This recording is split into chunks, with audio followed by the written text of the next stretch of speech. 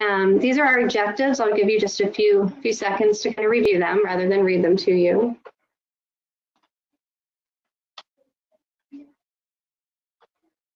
And really, I'm just hoping that you leave this session today with a better understanding of somatization and how it presents in our offices, but also a keener understanding of stress and how it affects all of us. We have this belief that children are immune to stress, and not until they mature do they experience it. But I too can recall a time when I thought, man, wish I could be a kid again and have no worries. But unfortunately, that's just not the case for our kids today. They worry too, and they feel the stress. And it's important as school nurses that we really focus in on that for them. So just a little bit of statistics for you. Our behavioral mental health statistics coming out of the CDC 2018. You can read them there for yourself. It just kind of shocks me, and I think, wow, that 13 to 20% of our children in the US are diagnosed with a mental health disorder. And they are in no doubts they are in your offices every day. Suicide statistics, again, coming out from the CDC.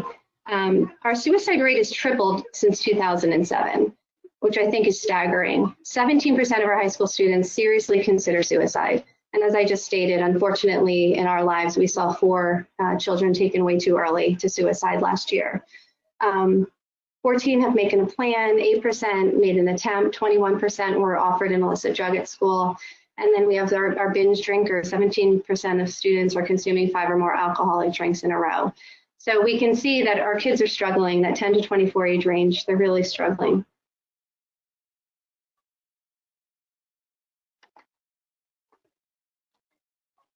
The American Academy of Pediatrics had stated as well that unfortunately, with all of the mental health that we're seeing, it's really unfortunate that only 10 to 40% of our students are actually getting the services that they need. And a lot of the barriers to service, they're listed there for you, but I really think the one to take home is stigma. There is still such a stigma about mental health disorder in our country. And until we break down that stigma with the kids and with their families, it's really difficult for them to get the help that they need. Again, our families aren't equipped with the resources, families aren't recognizing the signs. So we are the ones, in our offices who are seeing these kids up in center. And it's, again, our opportunity and our responsibility to do something about that. If we think about it, can you conceive if 40% of cardiac patients didn't get services they need, or 40% of diabetic patients didn't get the care that they needed? It's unheard of, and it just wouldn't happen.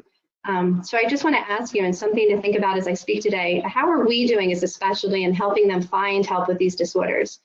Maybe what strategies do we use to identify and offer help presently? What are we doing to break down those walls and minimize the stigma? Because ultimately that is what statistics means. Because if we don't want to talk about it or admit that there's an issue, 40% of our students are suffering needlessly. So I think that's a big take home. So how are our students presenting in our offices? Because you're listening here today, I know that you want to help. Because I did as well, I started to look into that research and identified a few articles written about somatization. Somatization is a medical phenomenon where patients present with a debilitating physical symptom. And after medical examination, there's no organic cause for that symptom. It's a common problem that we're seeing in our nursing offices. The research is also addressing this condition in schools limited. And I reached out to many of our nursing colleagues across the country when I was planning this program. And indeed, we all see it in our offices, but we're so busy or we just lack the resources that we don't quite know what to do. So again, this is what got me thinking.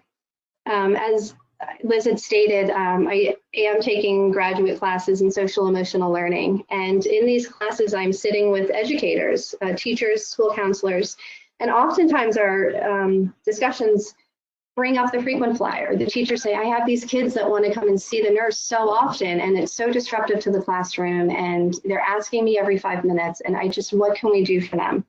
The theme that I was hearing, that they just want them to stay in the class. They want them to engage in learning. They want them to minimize their disruptions, to go to the nurse. So we needed to identify their why. Why are they not feeling well? The literature out there, there's not a ton of it, but what I could find, it's stress.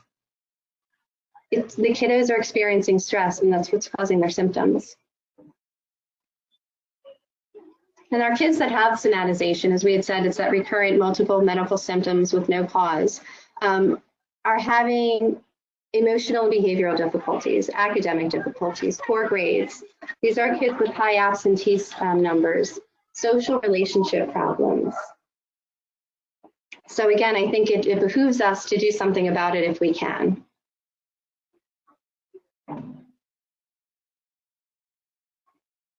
So stress in childhood. We all know what stress feels like. We all feel it in our lives, and kids feel it too. And the stress that they are feeling in childhood, you know, we know as nurses that there are long-term health outcomes for them. You know, your typical fight or flight response, we know you get an elevated blood pressure, your heart rate elevates, your digestion slows, your pupils dilate. But there's also cortisol release. And, you know, research has shown now that long-term release of that cortisol increases your risk for cardiovascular disease. It increases risk for depression and anxiety. Immune system, your C-reactive proteins, as we know, if they're elevated, your inflammation problems in your body are elevated, which then leads more to the cardiovascular system problems. Hypertensions, we're starting to see hypertension in adolescents, and it's all due to the stress that they're feeling. So when we talk about somatization, you know, what are some of the physical symptoms of stress or strong emotions that we're seeing? So fight or flight, freeze response is elicited when they're under stress. And that's that racing heart, it's the pounding head and headache, it's a dry mouth. I have to say I have a little bit of all of these right now. A little bit of elevated body temperature, flushing, hot ears, stomach churning and cramping, diarrhea, nausea. All of these things happen when we have that fight, flight, or freeze response. To these kiddos, they think they're just sick, but we know that it could be stress. And again, we never want to minimize that they aren't sick. Of course, you know, we don't want to ignore an organic cause for their, you know, for their symptoms. So that is why we go through our nursing assessments. But but again, we need to be able to, you know, dig in and just make sure, you know, do our assessments, do our histories. Sorry. Do the histories.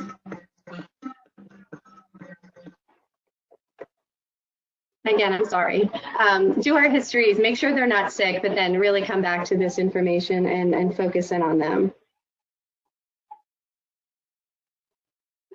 So risk factors for somatization. The buzzword right now is adverse childhood events, ACE scores, adversity. We're seeing it in a lot in our kids. There's lots of research out there, lots of studies going on, lots of buzz in the pediatric environment about ACEs. A little bit too much to go into in this discussion today. But you know, if you are a school that is doing ACE scoring or you have that information from your pediatrician, something to look at.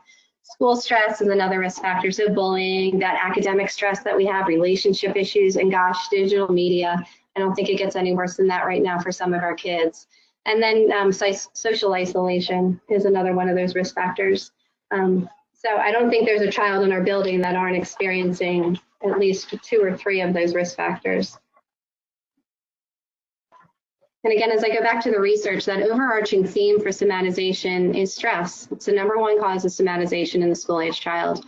So as nurses, we really need to stop and stop what is wrong with this child. But we have to ask more, what is happening with this child, and can that child be helped?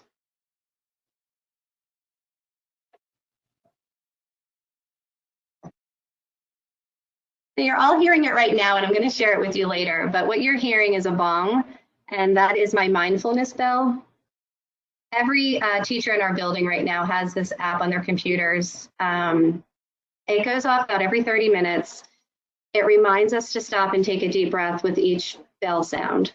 And our teachers have been using it now for about the last 6 months, and they've seen just really great results from using it in their classrooms. The kids stop whatever it is they're doing. They take 3 really nice deep breaths. They raise their hand when the bell's finished so that she knows they're all ready, and they just move right on with whatever it was they were doing. It almost has become a total routine in their classrooms. But since it went off while we're doing this webinar today, I thought I'd share it with you. But now back to the information. So again, a school nurse's role, as we know, NASA in 2016 introduced our framework for the 21st century school nurse practice. And they're providing us with a really comprehensive approach to address the issues our students and our school communities are undertaking. I pulled from this framework a few different areas that specifically address the practice change for me.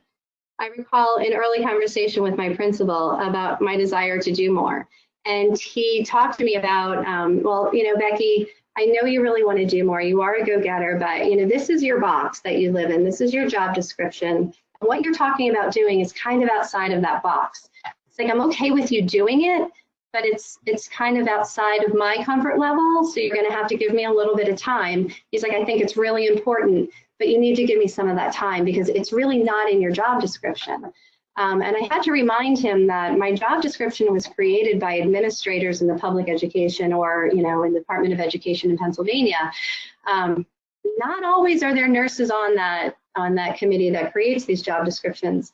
So I went back to my association and pulled our role in behavioral and mental health for students from NASN and also brought to him the framework. And I was very easily able to show him exactly what our role is and how it applies to the program that I wanted to do with the students. And after he reviewed that and listened to me a little bit more, he's like, you know what, okay, let's do this. Let's absolutely do this. And I'm here to support you and give you any resources or any time that you need. So I think that's a really, if anything, if you want to use the framework and do something with it, it's, like I said, it's a great framework, a great tool to use when you go to administrators to get the approvals for the things that you think you need to do. And again, maybe it's something you can use if you want to take this program back into your own schools. But again, our roles, you can read over them there.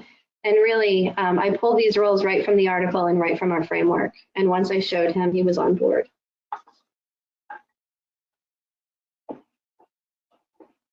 So our framework for action, again, it's just here a little bit better for you. But as we know, care is transforming. I think it's a great quote.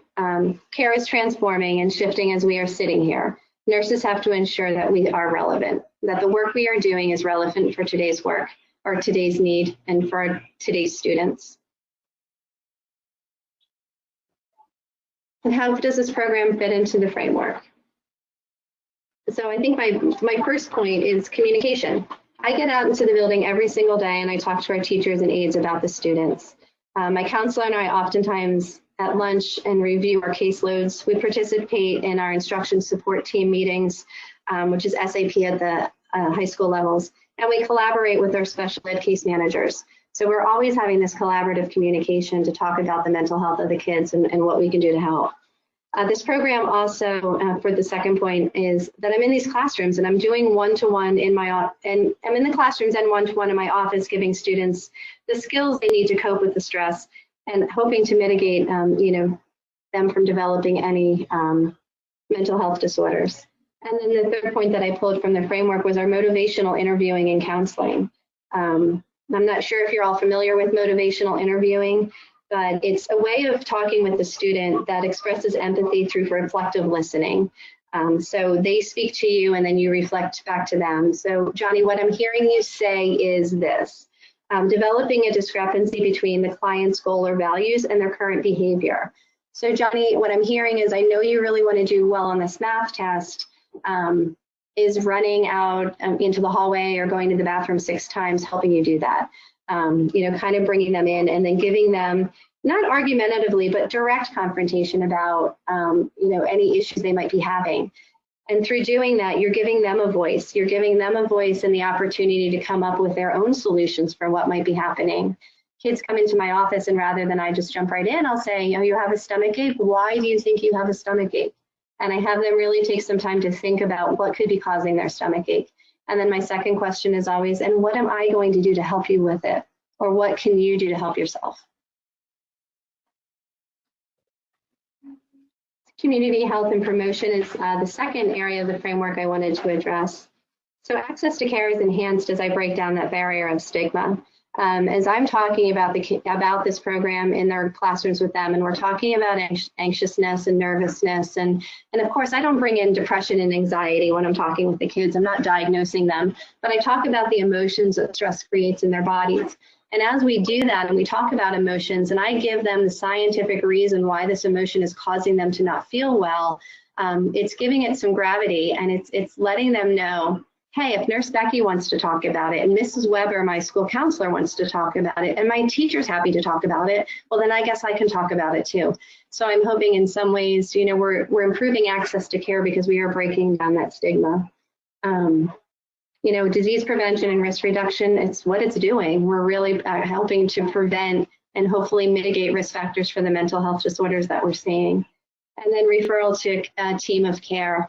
I am working now with local pediatricians in our area to try to create liaison type relationships between me and them, excuse me, so that we can discuss the students. And, you know, if I'm seeing a trend of issues in, you know, the 6 or 7 kids that attend their practice, we can talk about that. And then when they see them in their offices, they know what I'm doing in the school to help them. They can refer them back to me or refer them back to our guidance counselor.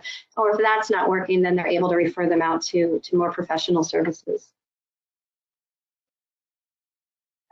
So how do we help in our building? At West Vincent, we implement many of these interventions as part of our classroom management strategies. Our teachers are doing an amazing job creating classroom communities where the students feel safe and they're free of bullying. We have the Olveus bullying program in our building, as well as a few of the behavioral programs that we do. But we also promote a culture of kindness and caring in our building that takes priority from the front office all the way down to our custodial office. It's not a day won't go by that our custodian's not in the hallway giving kids high fives and just letting them know that he's here. Our office staff is oftentimes in the hallways or just a nice face in the front office if they come in to see us. As I said, my guidance counselor and I stand out in the front of the building every morning and we greet the kids as they walk in. It's a great way for me to put eyes on every child as they come into the building, especially those that I see in my office often. So when they do end up in my office a few hours later, I'm able to say, hey, you know, I saw you this morning, you gave me a high five, what's happened in the last hour? They see us in the halls, they see us with their teachers, and they just realize that myself and our school counselor are somebody that they can trust and come to. So again, that increases our school connectedness. And then through the program that I'm doing now, we're really focusing on the relaxation. Mrs. Weber does a great job with cognitive interventions, some behavioral therapy in our office, but it's our program that's now creating that relaxation for them. It's just a little bit of my data over the last 2 years, so you can kind of get an idea of how busy my office is. So in 2018, I saw 2,730 students. While my send home rate is below that national average of 10%, I was representing that 10% somatization number that we saw in the literature. I usually send home, you know, the kids go home for vomiting, fever, and diarrhea. Most other stuff, I don't send them home. I try to find a way to coach them through the day. I do reach out to families and let them know that they're not feeling great, but I think, you know, if I can keep them in here for a few minutes, we can do some deep breathing, or, you know, we can just get a snack, we're gonna feel better. But, you know, like I said, my average office visits last about 15 to 20 minutes for these complaints, and that's time lost in the classroom. For many of the students, that was multiple times a week. So it was this data that I took into my principal when I presented this program to him and said, you know, we can do better. We can do better with this. And he agreed. So we developed an emotion management program, and it has 5 parts. Part 1 is an in-class lesson where we go in and actually teach. Part 2 is family newsletters. We send home a family connection newsletter so families know what it is we're doing and the language we're using so they can do it at home. Part 3 are 5-minute pop-ins. I kind of pop in from throughout the year, 5 minutes in the morning or in the afternoon, give the teacher a break, and I just spend some time with the kids, either reinforcing the skills that I'm going to talk about or just talking about anything really. Just again, increasing the connection with the kids. We do lunch bunches, yoga, journaling, and art lunch bunches with the kids during school hours. And then there's some classroom tools that you'll see later in the presentation that we have. So this is the meat of it. This is the exciting stuff. So this is my in-class lesson. So part 1 started with this restructured nurses pass to include not only the illness and injury for the reasons for visits, but I also wanted to include the emotion as well. I was taking the social emotional learning master's program, and one of the classes I took was how to foster resilience in your high-risk student. And it was that class where I made this nurse's pass. And it was there that identified, yeah, there's something else going on with the kids. Their sore throats, their headaches, their stomach aches most times are due to something else. So now I have them use the nurse pass and give me an emotion when they come in to see me. We went out, we met with the children in their classrooms, and we discussed what we call a strong emotion, what that looks like and it feels like. We don't only talk about, okay, this situation, here's an example of something that makes you nervous. I take the time and actually explain to them, and that nervousness feels like this in your body. And that's really the point that I think is really important in this, is that we give those kids that really explicit learning on what it is and why stress is a problem for them. And then the other part of the nurse's pass is at the bottom. You'll see there, I've tried drink of water, rested my head. So it's a 3 before me program. I want them to try at least 3 of these things before they come up to my office to see me. To try some deep breathing, do some positive self-talk, go use the bathroom and get a drink of water, rest your head. And I'd say about 70% of my classrooms in my building now have a calm corner, where they have different tools in their corners that we've provided through different challenges in our building, some Hoverman spheres, some dimple toys that they have in their calm corners where the kids can sit and just in the calm corner in the classroom while they're still hearing the instruction, just try to calm themselves down before they come up and see me. And I get feedback from teachers that the students actually take the nurse pass, they fill it out, they go back to their seat, and some of them aren't even leaving. They stay in their classrooms. They don't even come up to see me. And then on the reverse side of that pass is a communication tool that I use with the teachers. So I'll write on the back what I did with them, if we did deep breathing, if I gave them Tylenol, or if it was something, it was an illness, or if they had a fever, or if I talk to a parent, I'll write that on the back. But what I like about this tool is I let it go back to the classrooms with the children, and then they can keep it at their desk as a reference. So next time they're feeling anxious, they know that, we did some deep breathing and that helped them. So they can kind of pull it out and refer to it. I don't know if they're doing that part, much of it, but it's a good idea.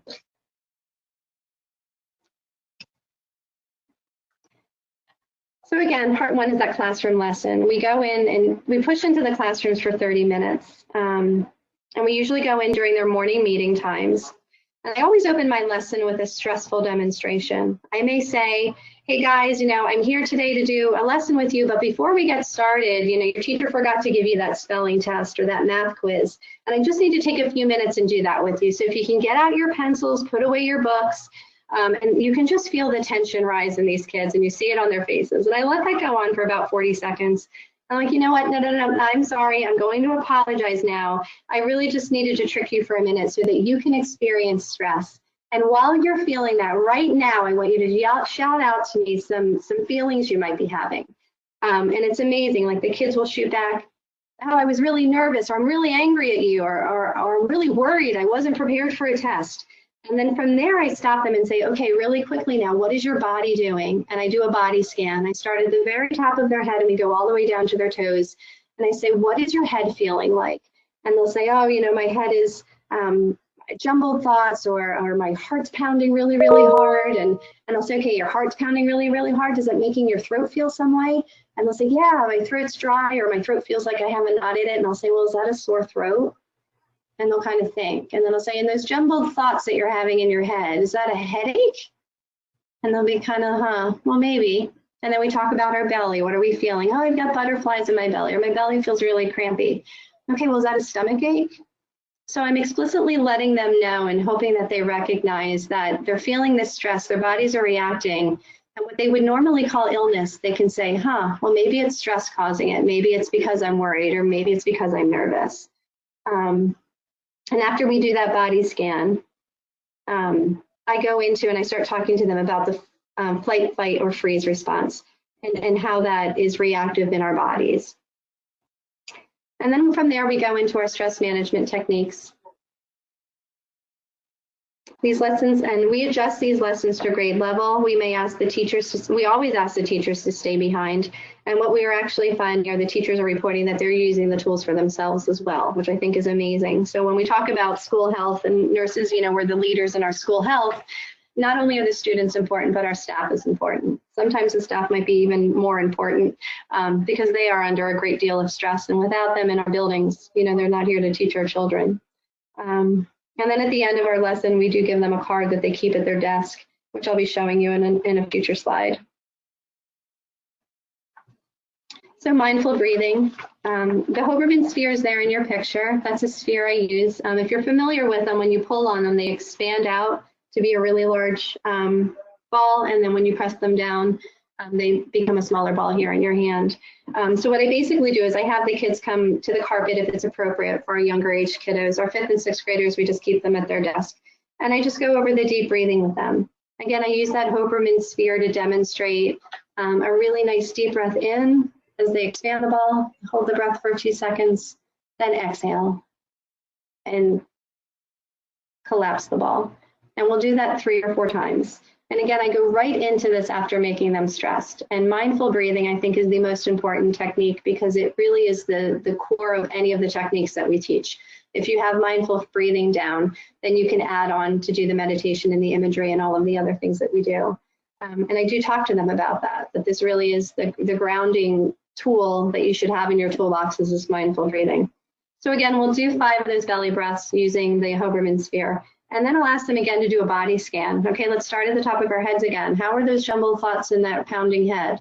Oh, it feels better. How do our bodies feel? We feel really calm. Does your tummy still hurt? Do you still have the butterflies? No. So I'm explicitly showing them in the moment that if they use these techniques, they can help their bodies feel better. The other that I have there is a deep breathing, breathe in and breathe out on your hand. I love the hand breathing technique. It's a prescribed 5 breaths right on their hand. And it also gives them, as you do it slow and steady, for some of our special ed students, it's a nice sensory break for them too, because it's a nice calming touch. Some of the teachers will do it on their hands for them, and then they practice it out as well. But again, it's just a really nice technique to have in your toolbox. And we know that deep breathing slows our heart rate and releases our endorphins that create a natural calming, increases our oxygen supply to the brain, and all of it decreases stress and reduces anxiety and depression. So with my 5th and 6th grade students that are a little bit more advanced, I do talk to them more about how it works and what the benefits are. And they think it's kind of neat that we're talking about endorphins and they're kind of going up into that higher level. They're learning about some of it a little bit in health, but not a ton. But it's really amazing at how well they grasp onto the concept. From deep breathing, I always move right into guided imagery. I explain that they build onto each other, as I said. It's a different way to manage stress depending on where you are and what you like. I explain that thinking of things that make you happy and using your imagination to take you away from what is causing your stress. So I have them close their eyes and imagine that they're in a happy place. And I give them examples of that happy place. Because for not all kids, is it is home a happy place for them? So I don't always want to say, okay, go to your happy place at home. I want to give them different options. So lots of the kids I know in their classroom. So I know, I might be in a classroom where there's a bunch of hockey players. So I'll say, okay, go to your hockey rink. When you're there by yourself and you're just skating on the rink, or go to that place where you had that slap shot and you made that goal. Or if I have dancers in the room, go to your dance studio, go to that Nutcracker stage when you just finished that performance and how proud you felt of yourself. So I try to take them to places that they know. Or for our littles, I'll say, imagine you're on your couch with your favorite stuffed animal or with your pet. And I just try to choose those things that I know they like. And I've developed relationships with a lot of them. So like I said, I do know what makes them happy. So we incorporate a few deep breaths, and then I have them open their eyes. And then again, I go through that inventory again. How do our bodies feel? What's your head doing? How's your belly feeling? And again, we know from the literature and research, guided imagery works by reducing our heart rate, much like breathing. It reduces our blood pressure. It reduces cortisol levels. So we know that's great for our long-term health outcomes. It relieves somatic symptoms, alleviates anxiety and depression, and it can improve sleep. I talked to the kids about the Calm app, which is for our next slide. We use meditation, and here it is. So calm.com, it's free to all educators. You can get their base subscription for free. On this app, they have meditations for different ages. They do have like a toddler meditation. They have a early childhood meditation, 4th, 5th grade. The sleep stories on here are amazing for kids. And I talk to families now, Johnny can't go to sleep at night. So I recommended this app to them. Use the sleep stories at night. We'll just play the sleep story when they go to sleep. And it's really quite awesome. And then these master classes for anyone that's interested. If you go into that section, it talks a lot about nutrition and other social and emotional type things, but taught to you by these master practitioners. But again, for meditation, so again, I'll have them on the carpet. Older kids, I'll just have them still sitting at their desks. I ask them to find a comfortable situation. And I explain to them meditation isn't for everybody, because when I bring up meditation, inevitably, I get a bunch of snickers and laughs and giggles. Or kids will sit on the carpet in the, crisscross applesauce, om type position. And I'll say, yeah, that is what you see on TV, but it doesn't have to be like that. You can meditate laying in your bed. You can meditate sitting in the chair in your living room. And really all meditation is closing your eyes, finding that happy place, maybe repeating a mantra over in your head. For me, it's I am strong, I am brave, I can do this. Just repeat it over and over. And all the while you're taking those deep breaths.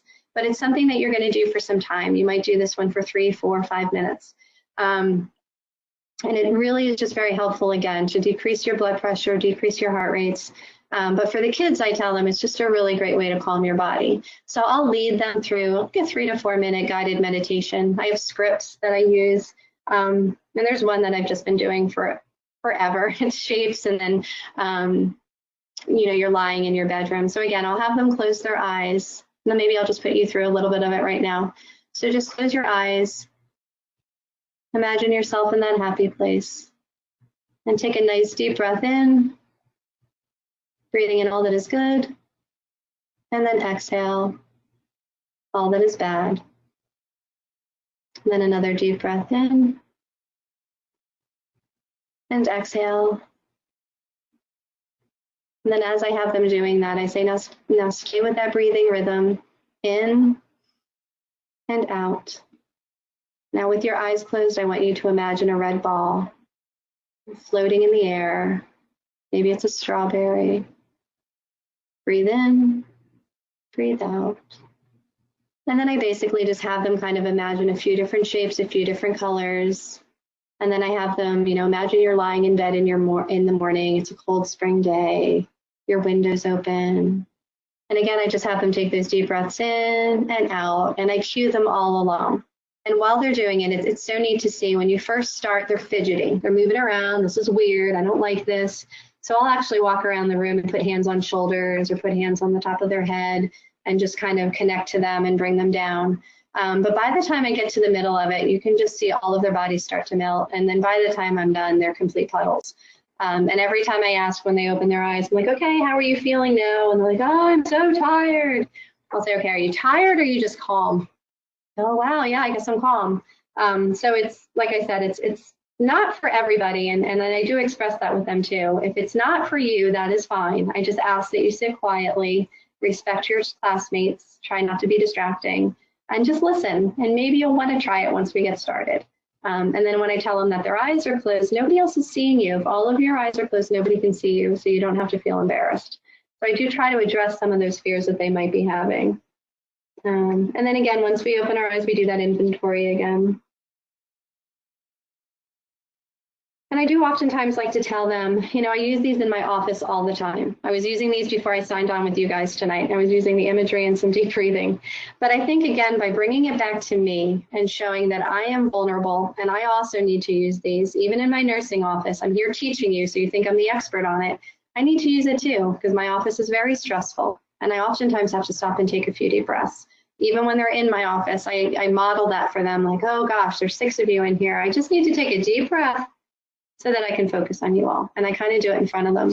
And it's pretty neat to watch.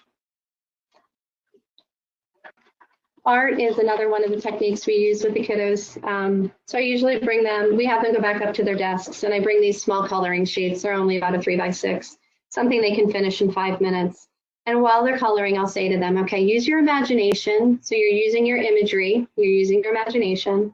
We're going to do some deep breathing while we do it. So I guide them and cue them to deep breathe while we're coloring. And I also give them the option, if they want to free draw, they can flip it over and free draw on the back.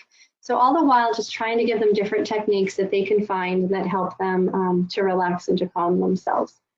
Doodling is another form that I try to bring out to them. We have a few kiddos that bring me their doodles a couple times a week. They'll bring them up for me to see. But again, it works by changing your focus from the stress to something else. It's a distraction. And if you couple that with deep breathing, it slows your heart rate and it relaxes your body. We'll talk a little bit about journaling with the kids. I can talk to them about, if you're not a writer, journaling doesn't have to be writing, it can be drawing. But journaling is a great way too to kind of write out all of the thoughts, all the things that are stressing you out, put it aside, and then you can pull it out another time and look at it later, maybe with mom or dad at home or with a trusted adult, and talk about some of the things that are worrying you. But sometimes if you just get it out of your head and put it away, it's not there and it doesn't bother you as much. We then finish the lesson with a desk card. So I've included these in the handouts for you all to have. But these desk cards come with tiles. So on the right-hand side of that screen, the meditate, deep, read, art, and imagery. I cut those out and bring them in little baggies to the kids. So after they're done with we're done with the lesson, I say, okay, now we're going to do our cards. So think of four techniques that you really liked that really seemed to work for you. They could all be the same if you want, but just pick 4, and then I hand it out and they glue them on. We then laminate these, and I bring them back after they're laminated, and they write their names on the back and I give it to them. So they tape them to the top of their desk. So it's a leave behind for them that helps them to remember, you know, if I'm feeling worried, angry, sad, confused or nervous, I can try imagery or art or deep breathing to help myself calm. For the older kids, the 5th and 6th graders, they transfer or switch classes quite a bit. So we've done this more in like a poster form in their classroom. So it's just a visual in the front of the class that they can see. And then I've also developed these little flip charts that have all of these techniques listed out in the flip chart, and they can have that at their calm corners. So if they're looking for something and they're not quite sure what they want to do, they can try some different ones through the flip chart. I talked about the third part is our community newsletters. So I write up a community newsletter every 2 months, and we send it out to the families. And the one that I'm showing here, we did self-management continued, stress management. So social emotional learning it's a big buzzword right now in the world of public and elementary and, well, public education in general, K-12. But social emotional learning was developed by Castle. They're listed in your references if you want to pull up their websites. But social emotional learning focuses on 5 core competencies that we as human beings should have, and it's self-management, self-awareness, social awareness, responsible decision-making, and healthy relationship skills.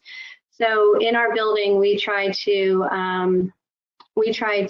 give lessons, different modeling, different challenges to the kids every 2 months about a different competency, so that they're working on these skills. It's something we're bringing back into our buildings. We've gotten so far away from teaching kids just to be really good human beings that I think it's time that we bring it back, and that's one of the things that we're doing. So as part of this, we talk about those skills in the newsletters, but then in this particular one, I talked about our stress management. And within that, I think if I click on here, I can show you the actual newsletter. So if we scroll through our emotion management program, we talked about it. But I actually gave them links to the different techniques that we use. My guidance counselor and I went out and we recorded YouTube videos of ourselves. And like this one's my mindful breathing video.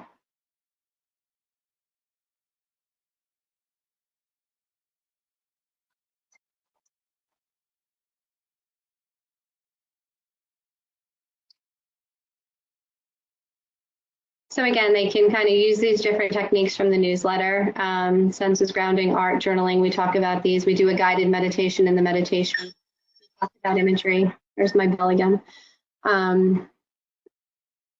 Sorry. And through this, why don't we all just take a deep breath?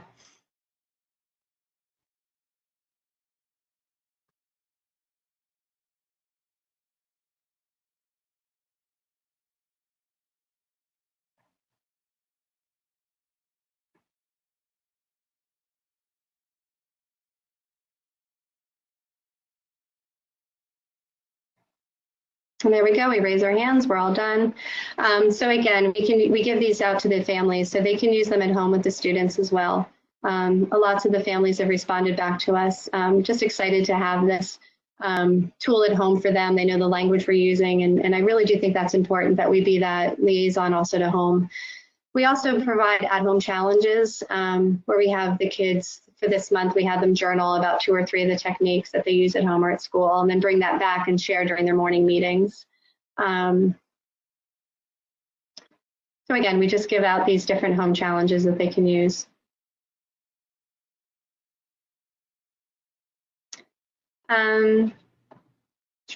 Online resources, like I just showed you the YouTube video that we do. But then again, we also include that call map to families so they can find that. And I think even if you're not an educator, you do get some level of it for free.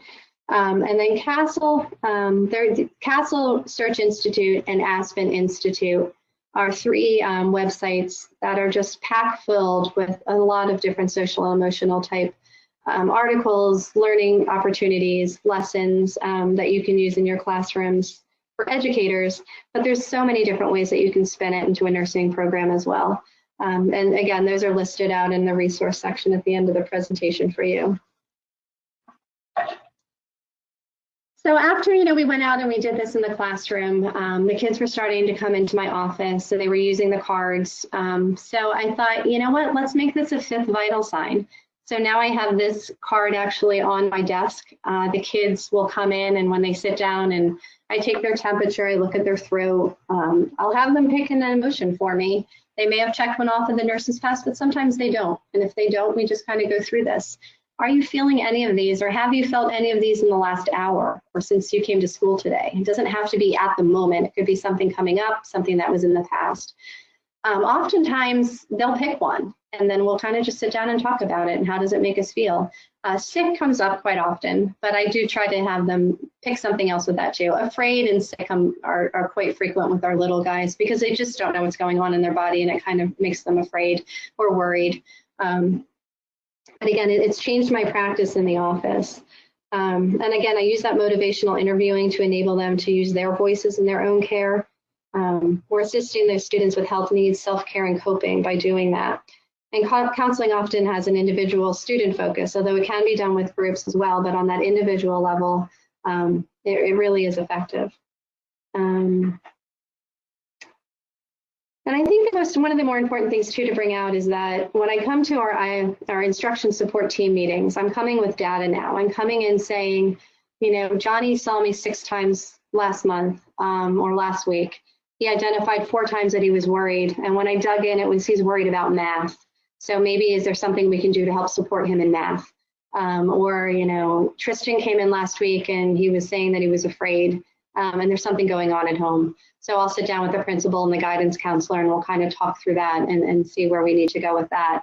But by using this emotion vital sign and that motivational interviewing and just letting the kids talk, we really get quite a lot of information in for them.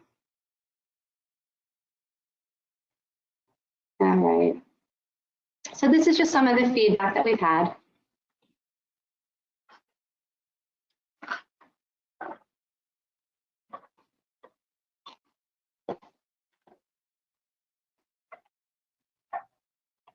And, I think it's important that we talk about, as with any new adventure, we have hurdles that we overcome. The teachers were really hesitant about me coming in and taking 30, 40 minutes of their instructional time.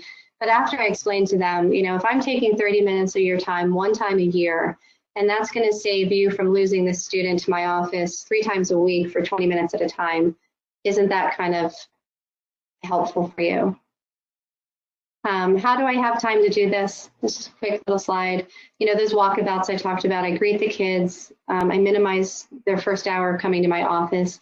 Tips to keep kids in the classroom is a form I give out to the teachers with some teaching at the beginning of the year. And by doing all of this and spending the time, as you can see, since I started here in 2000, actually started in 15, my numbers have dropped significantly. And since actually starting this program, I compared 6-month 2019 to 6-month 2020, and you can see that my numbers are much less than they were last year.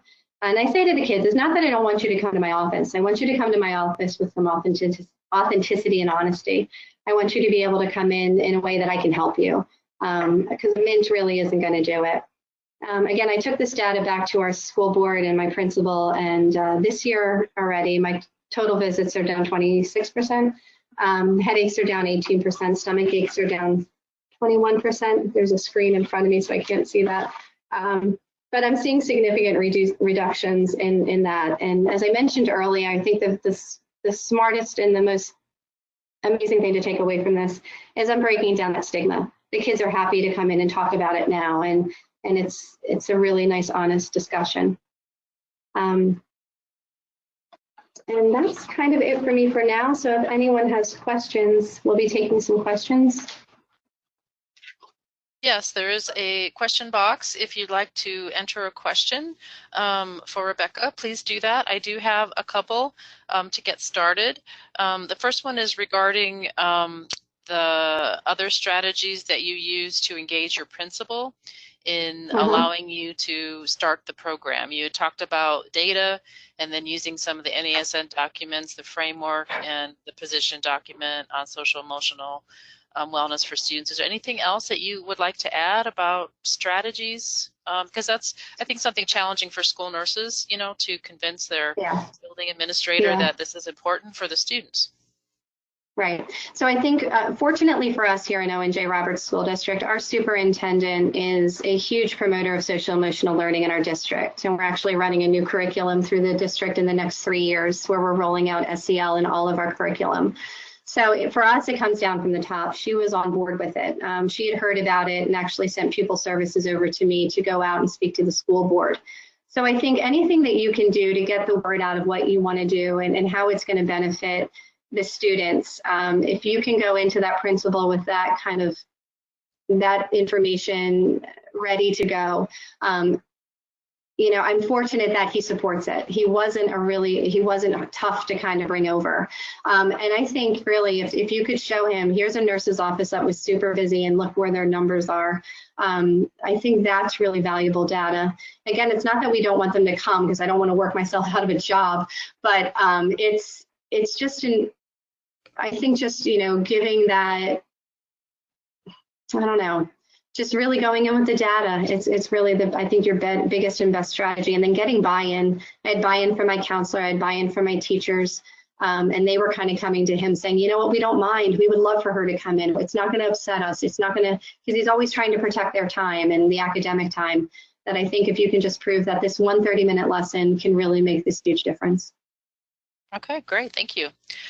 There's also a question, if participants are interested in having a copy of the 5th vital sign. I know the slides will be available on the NASN website in 2 weeks, and the 5th vital sign is part of the slides. Is it also included in the handouts? You know, I forgot to put it in there, but I'm happy to do so. I'll give it to Eva to upload for you all. Okay, that'd be great. Another question regarding the principal. Has the principal observed your SEL classroom education? He has. He came in the first year and watched our first round of it. And the first time we did this, we did it as centers. We did set it up as 7 different centers. The kids would go every 3 to 4 minutes, they would switch a center, and he kind of watched us do that. And he's like, oh yeah, that was pretty good. And then this year I went in with a different approach, and it was what I described to you guys today, giving them that free dialogue where we really did a lot more interaction and talking and modeling for them. And he came down and had watched that one, and he's like, you know what, that one was so much better. He's like, this just keeps getting better and better. I can't wait to see what you do with it next year. So he's really on board, and he's noticed, he's in here all the time looking and seeing and what's going on. And he'll come in and see the kids sitting in a corner with the Hoberman sphere, and he'll look at me like, what are they doing? I'm like, they're doing their deep breathing, just leave them alone. And he's really, you know, and he's an ex-Army Ranger, so he's kind of a tough guy. And this touchy-feely was kind of hard for him to grasp at first, but with my persistence, and I'm a bit of a persistent egg, he's really bought onto it, and he's really liking what we're seeing. I just wish he'd use the techniques for himself a little bit more. Yeah, maybe it'll rub off on him eventually. Yeah, I hope so. Yeah. Another question about the Calm Corner. You had mentioned that there were some materials there, you know, the hands-on tactile things for the students to use. How did you get funding for those resources? Were they donated by like the PTA, or did the school buy them? You know, there's always money issues for schools, so just kind of curious about that. So again, in Owen J. Roberts, we're fortunate. We work with the Pottstown Health and Wellness Foundation. It's a local foundation that we write grants to every year, and they give us money. So I have a $1,200 grant I have every year that I use for wellness. So that $1,200 grant, I can buy these tools for that. Our PTA is also extremely supportive. I get a $50 gift card at the beginning of each school year from them, so I could use it for that. Some of them I actually just went out and got myself to get started. But now that everybody's on board with it, we're miraculous where you can find funds. But we are pretty well funded in our district, which is really fortunate for us. But again, grant money. I could probably, in our own area, there are 6 or 7 different health foundations that are willing to give grants. I think if you just did a Google search of wellness grants, or even SEL grants, going out onto that Castle website, it's there in it's the first one on your reference list. Go out to their website, and I think they have a tab for grant opportunities where you can go in, and especially if you're a school that's just getting started with this kind of stuff, I'm sure they would choose you and give you money for it. But yeah, there's lots of different places out there where you can find some money for that. Excellent. I think we have time for one more question. You had mentioned the desk cards and wondered if are teachers supportive of those? Sometimes the desks get busy with lots of materials and things on them. How did that go, incorporating that into the classroom? Well, the first year we rolled it out, I went back about a month later and just kind of eyeballed it on my morning walk, and most of the classrooms, they weren't there. So I went back to the teachers at the end of the year and asked about it, and they said exactly that. Our desks get really, really busy. They got ripped, they got torn, the kids put them in their desks, they got lost, they were on the floor, I threw it out. Excuse me, but I think with the fidelity of the program and coming back a second year, and the teachers are seeing the improvements in their students, the behavioral improvements, the attendance improvements, the reduction in disruptions trying to come to the nurse's office, they're buying into it now. So they're getting laminated, and they are getting taped right next to their timeline or their name tag at the top. So it's really become a part of the structure of the desk. It takes priority over some of the other stuff that they're getting on there. And again, it's because they're seeing the value in it, and they're seeing it working for them. So I think anything that you do that works for them, that helps them, they're more than happy to kind of support. But like I said, last year it wasn't as much until they really started to see it working. Then they were all over it. Very good. Well, excellent. Well, Becky, thank you for sharing your knowledge on your emotional management program for K-6 students, and most importantly, how school nurses can implement this into their own practice in their schools.